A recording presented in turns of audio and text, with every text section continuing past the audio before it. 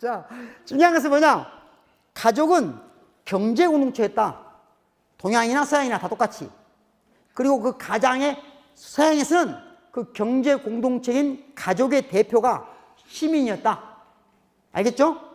동양에서는 특히 우리 한국에서는 시민이란 말은 한마디로 말하면 서양으로 말하면 서양의 자본주의가 막 싹트면서 시민이란 말이 두 가지로 분화되기 시작하는데 하나는 뭐예요? 경제 영역하고 경제 영역을 가리키는 말. 예?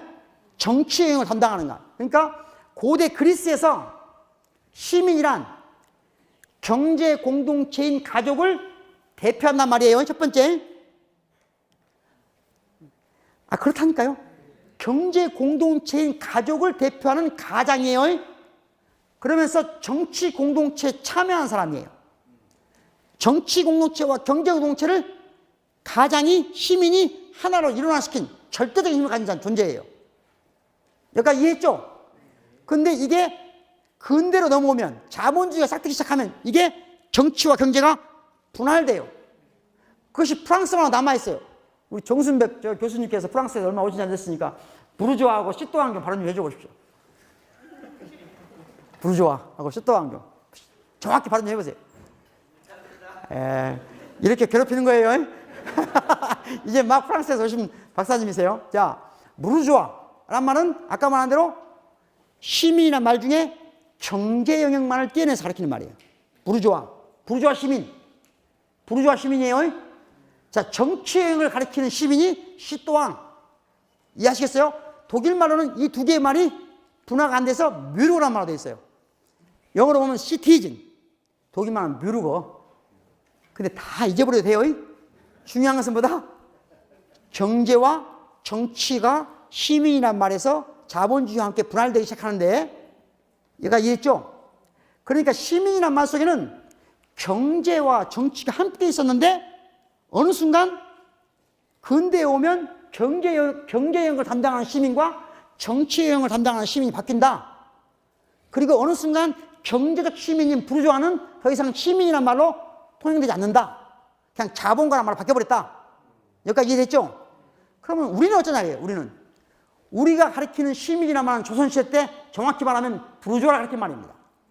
조선의 부르주아예요. 그러니까 정확히 말하면 조선의 부르주아. 그러니까 유기전 상인을 가리키는 말입니다. 유기전 상인을 가리키는 말이 점점점 후기로 오면서 난전의 상인들까지, 그리고 조선 말에 이르면 시장을 왔다 갔다 하는 모든 놈들이 다 시민이란 말이 쓰여요. 여기까지 이해돼요? 그러니까 조선은 주로 경제적 지평에서만 시민이란 말 썼다. 여기까지 이해했죠?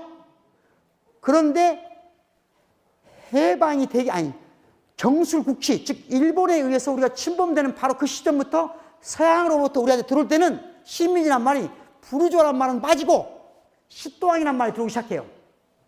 그러니까 우리말에 시민이란 말이 두 개가 다시 혼란되기 시작하는 겁니다. 한쪽에서는 뭐예요? 전통적으로 가지고 있는 유기전 상인, 돈벌이에 눈이 밝은 중인들, 이런 느낌이 있어요.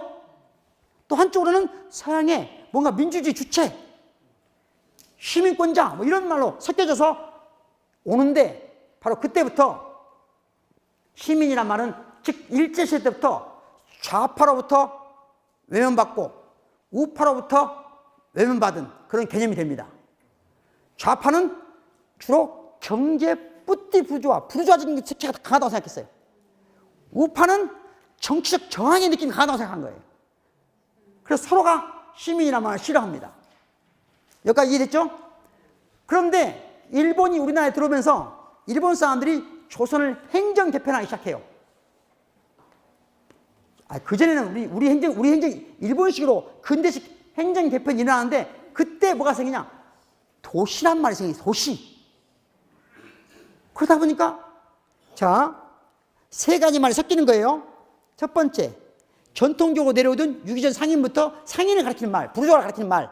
두 번째, 유럽으로부터 들어온 근대적 의미의 시민을 가리키는 말. 세 번째, 도시민의 준말.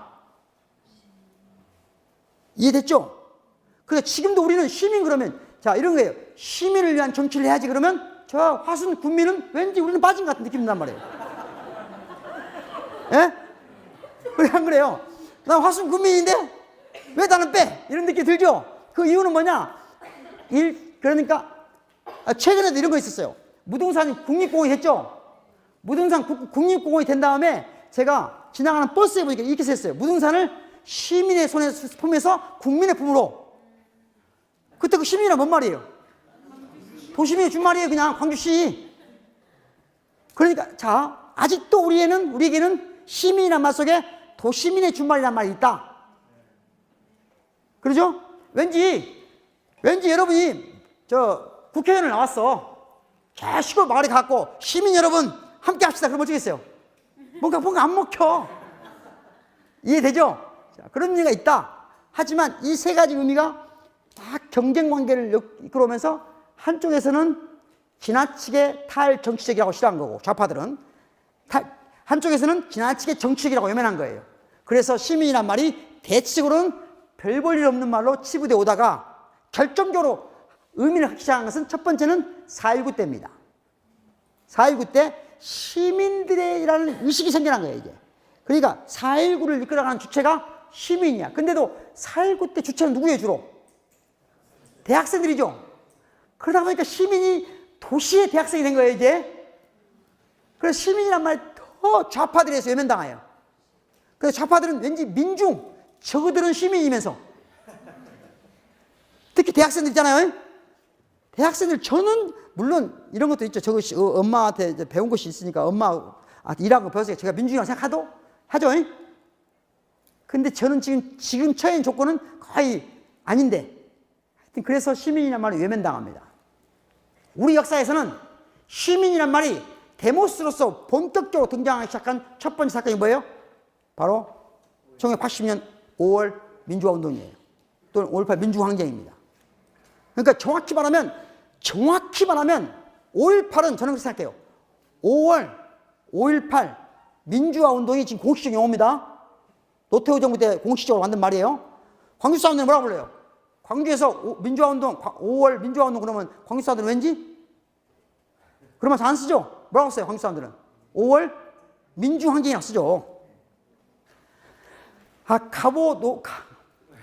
갑오 사변이에요? 갑오 전쟁이에요? 하여튼 뭐 그래요. 자, 중요한 것은 뭐냐?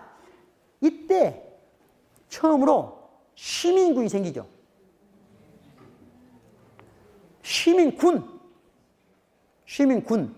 그러니까 이 나라에서 최초로 주권자임을 내세운 주권자의 활동을 온전하게 하는 건데 그건 뭐예요?